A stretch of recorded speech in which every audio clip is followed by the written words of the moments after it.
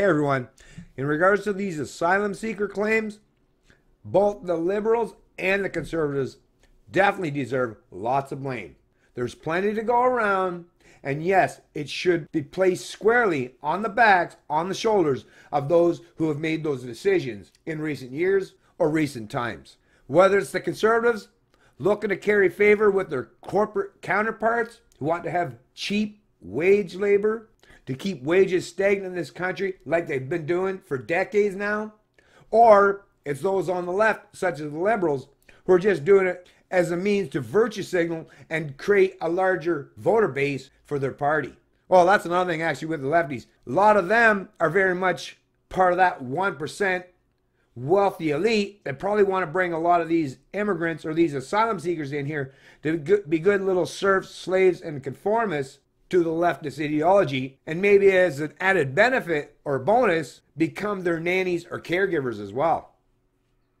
That's the thing, especially a lot of them from the boomer cohort. They recognize and realize that, yeah, your successive generations that you've been screwing over for decades, yeah, they're not going to be there to take care of you. So I guess you got to bring in these asylum seekers to fill that void, to fill that gap. Headline out of CBC News, Politics. Watchdog sees growing backlog in asylum cases as conservatives pledge to fix refugee system. Liberals say government inherited underfunded dysfunctional system from Harper conservatives. This is being reported by Kathleen Harris, May 7th, 2019.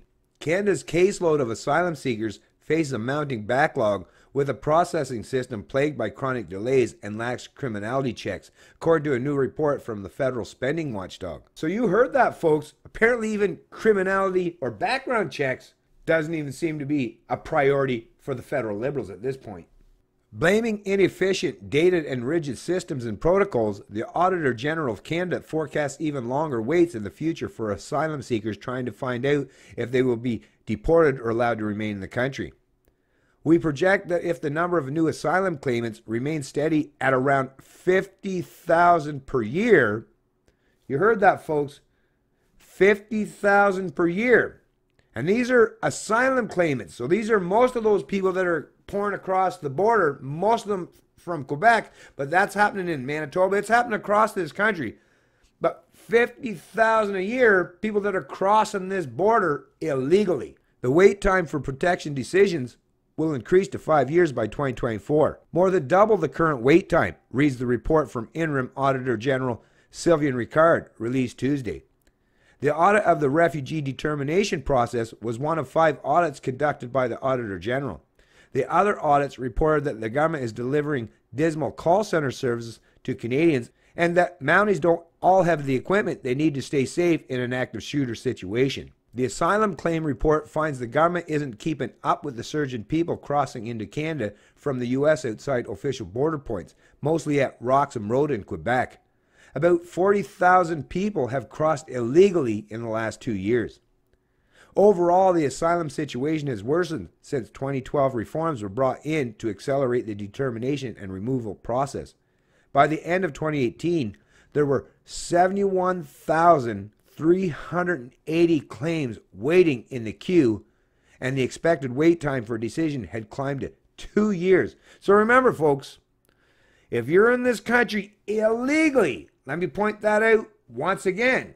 You're here illegally, but even that, if it's taken at least 2 years, what they're suggesting here, well, already the prior stuff, what they're suggesting here is if it's taken 2 years, that's 2 years that you're going to be living off government funds, which is provided by forcefully taken from the domestic Canadian citizens in this country. Why are Canadians, it's bad enough Canadians are on the hook to pay for, I mean, a myriad of things through that forced wealth and income redistribution model, which is a representation of the state, that monopoly of force or violence, but to do so for people that aren't even part of this country or who have come here legally, to force the Canadian tax serfs, wage slaves, or the unborn at this point, to pay for people that have crossed the border illegally for up to 2 years, that's wrong, no matter which side of the political aisle or any area on that political spectrum that you may rest or reside.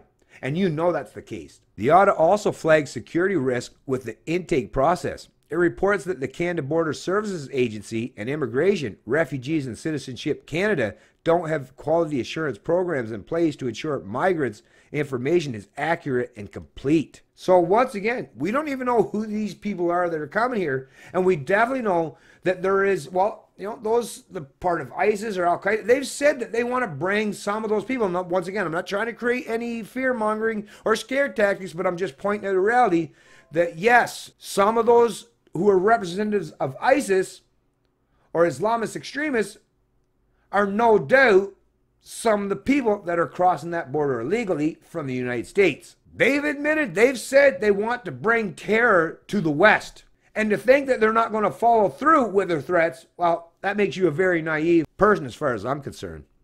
Auditors discovered files with illegible scans of identity documents and errors in some of the electronic information on asylum claims. In a representative sample, auditors found 400 claims did not complete biometric checks for criminality or identity.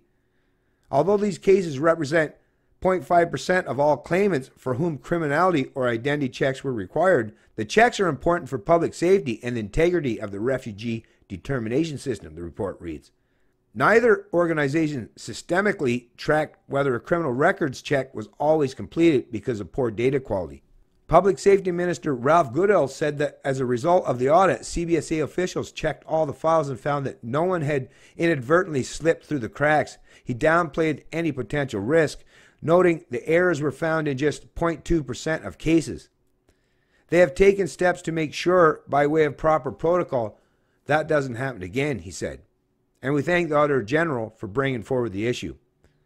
The Auditor says inefficient practices, including gaps in informing, sharing, chronic postponements for hearings, and the continued use of paper files to process claims are to blame for the ballooning backlog.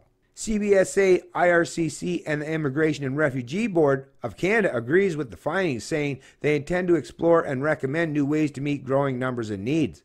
This year's budget earmarked $1.2 billion over 5 years to improve border controls, speed up processing, and accelerate deportations of people whose claims have been denied. So first of all, once again, this is just going to be another, that's the thing, every time the government does something that harms the Canadian population or the Canadian pretense of the social contract, they just come up with another government bureaucracy or department that's going to create even more layers of bureaucracy that's going to economically benefit, once again, these people that are going to do more investigations. When all in reality, you don't need to create new departments. You just need to enforce the laws or the borders that this country has. No need to spend billions of dollars for new programs or new initiatives. Just enforce the goddamn borders. This is a country, after all. We do have defined borders.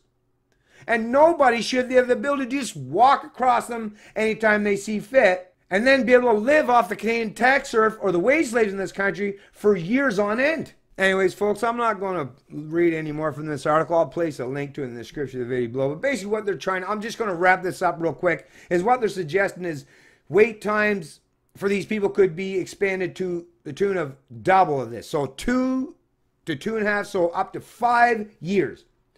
Up to 5 years now with this massive increase in this massive backlog due to Trudeau's tweet saying, hey, you're all welcome to come to Canada if you're fleeing Trump. Like, really, though, what? Once again, you're not, if you're leaving the U.S., yeah, you're not fleeing an oppressive state, and pretending otherwise is a complete stretch of the imagination, and suggest to me that you're falling for the leftist ideology and those political talking points that have been put forth and presented to the people as a means to keep you compliant and conformist into their particular collectivist ideology. But I mean, to suggest that this might be expanded now to not just up to 2.5 years of these people sitting around waiting for their claims to be heard when they're living off of the Canadian tax serf and the wage earners in this country. But now we're learning that that could be doubled at some point in time, where they're going to be here for what, up to 5 years. Once again, living off the Canadian taxpayer, or actually, because the debt levels and the deficits are so high at this point, I should say, once again, I'll point out that no, it's actually they're living off the productive wealth and income of the unborn at this point in time.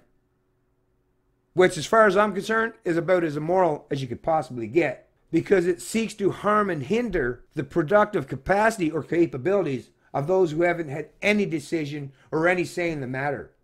This madness has got to end, Canada. It's Canadian Libertarian, and I love liberty.